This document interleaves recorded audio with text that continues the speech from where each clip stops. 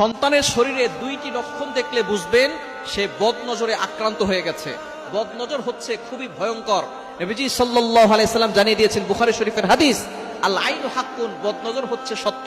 অনেকে বদনজরকে বিশ্বাস করতে চায় না। নবীজি সাল্লাল্লাহু আলাইহি সাল্লাম নিজে জানিয়ে দিয়েছেন এবং নবী সাল্লাল্লাহু আলাইহি সাল্লাম আরো বলে দিয়েছেন, বদনজর এতটা ভয়ঙ্কর জিনিস, একটা সুস্থ উটকে অসুস্থ করে রান্নার পাতিল পর্যন্ত নিয়ে যায় এবং একজন সুস্থ মানুষকে অসুস্থ করে কবর পর্যন্ত নিয়ে যায়। এজন্য এই বদনজর থেকে আমাদেরকে বাঁচতে হবে। আপনার সন্তানের ভিতরে যদি দুইটি লক্ষণ দেখেন, মনে করবেন আপনার সন্তানের উপরে কেউ বদনজর দিয়েছে। অনেক সময় আমরা সন্তানকে খালি গায়ে রাখি, অনেক সময় মানুষকে দেখাতে নিয়ে যাই, সুন্দর সুন্দর পোশাক পরিয়ে ফেসবুকে ছবি দেই, ছবিতে কিন্তু বদনজর লাগতে পারে। আপনি সবকিছু নিয়ে শো অফ করতে যাবেন না। যাদেরকে বেশি ভালোবাসেন তাদেরকে শো অফ করতে যাবেন না। হাজবেন্ডের ছবি আপনি ফেসবুকে দিচ্ছেন, স্ত্রীর ছবি ফেসবুকে দিচ্ছেন, সন্তানের ছবি ফেসবুকে দিচ্ছেন, কন্যা সন্তানের ছবি ফেসবুকে দিচ্ছেন। মানুষের বদনজর লেগে গিয়ে আপনার ছেলেটা অসুস্থ হয়ে যাবে, আপনার মেয়েটা অসুস্থ হয়ে যাবে, আপনার ফ্যামিলি বরবাদ হয়ে যাবে। তখন আপনি বুঝতে পারবেন বদনজর কতটা ভয়ঙ্কর জিনিস। এজন্য বদনজর থেকে বাঁচতে হবে।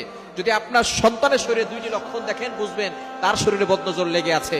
এক নাম্বার হচ্ছে, আপনি আপনার সন্তানকে খাওয়াচ্ছেন, সে খাবার খাচ্ছে, তারপরও সে শুকিয়ে যাচ্ছে, দিন দিন চেহারা নষ্ট হয়ে যাচ্ছে, দিন দিন শুকিয়ে যাচ্ছে। যদি এই লক্ষণ আপনার সন্তানের শরীরের ভিতরে থাকে, মনে করবেন কারো বদনজর আপনার সন্তানের উপরে লেগেছে। তখন কি করবেন আমি বলে দিচ্ছি। দ্বিতীয় নাম্বার হচ্ছে, যদি আপনি দেখেন যে আপনার সন্তান রাতের বেলা হঠাৎ করে কান্না করতেছে, জোরে আওয়াজ করে কান্না করতেছে, দিনের বেলা যে কোনো সময় কান্না করে, রাতের বেলা ঘুমানোর মাঝখানে কান্না করে উঠতেছে, এটা যদি দেখেন এই দুইটি লক্ষণ, শুকিয়ে যাচ্ছে, দিন দিন খাবার খাচ্ছে অথবা খাবারও খাচ্ছে না, দিন দিন শুকিয়ে যাচ্ছে, দ্বিতীয় নাম্বার হঠাৎ করে কান্না করতেছে, এই দুইটি লক্ষণ দেখলে বুঝবেন আপনার সন্তানের শরীরে কেউ বদনজর দিয়েছে। এই বদনজর থেকে বাঁচার জন্য কি করবেন? আপনি আয়াতুল কুরসি সূরা বাকারা 255 নম্বর আয়াত, 3 নম্বর পারার 1 নম্বর পৃষ্ঠার 9, 10, 11, 12, 13 নম্বর লাইন, সূরা বাকারার 255 নম্বর আয়াতটি আপনি একবার পড়বেন। এরপরে আপনি সূরা কাফিরুন একবার, সূরা ইখলাস একবার, সূরা ফালাক একবার, সূরা নাস একবার পড়ে আপনার সন্তানকে ফু দিয়ে দিবেন।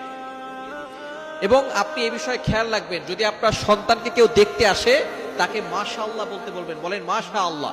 যদি মাশাআল্লাহ না বলে, বলে যে খুব সুন্দর, ভালোই তো স্বাস্থ্য হয়েছে, এই ধরনের কথা বদনজর লেগে যেতে পারে। আপনার ঘরের ভিতরে কিছু লোক আছে যারা বলবে সন্তান তো ভালোই স্বাস্থ্যবান হয়েছে, খাওয়া দাওয়া তো ভালোই করতেছে, এই ধরনের কথায় দেখবেন বদনজর লেগে যায়। আস্তে আস্তে দেখবেন সন্তান খাওয়া দাওয়া বন্ধ করে দিছে, সন্তান শুকিয়ে যাচ্ছে। সুতরাং যেই আপনার সন্তানের প্রশংসা করবে, বলবেন মাশাআল্লাহ বলেন। যদি কেউ মাশাআল্লাহ না বলে, তাহলে আপনি লা হাওলা ওয়ালা কুওয়াতা ইল্লা বিল্লাহিল আলিয়্যিল আযীম করে তাকে ফু দিয়ে দিবেন। এবং যদি আপনি বুঝতে পারেন যে কারো বদনজর লেগে গেছে, তাহলে আপনি তাকে নিয়ে আসবেন, নিয়ে এসে তাকে গোসল করাবেন। গোসল করানোর পরে তার অবশিষ্ট যে পানিটা আছে সেটা দিয়ে তার কাপড় ধুয়ে